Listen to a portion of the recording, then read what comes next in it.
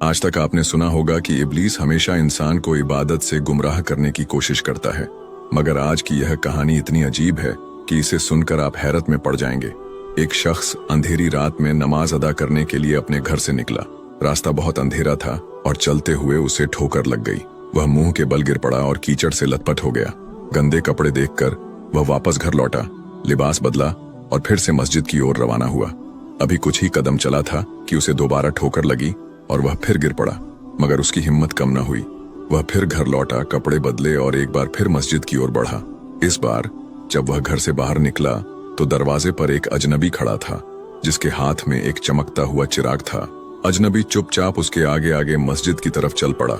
चिराग की रोशनी में इस बार रास्ता साफ नजर आ रहा था और वह बिना किसी मुश्किल के मस्जिद पहुंच गया। मस्जिद के दरवाजे पर वह अजनबी ठहर गया और नमाजी अंदर चला गया। नमाज अदा करने के बाद जब वह बाहर निकला तो देखा कि वह अजनबी अभी भी खड़ा था, मानो उसे घर छोड़ने आया हो। नमाजी को अजनबी पर शक हुआ और उसने उससे पूछा, आप कौन हैं? अजनबी ने जवाब दिया, मैं इब्लीस हूँ। यह सुनकर नमाजी हैरान रह गया और बोला, शैतान मुझे मस्जिद तक कैसे छोड़ने आया? तेरा काम तो लोगों को गुमराह करना है।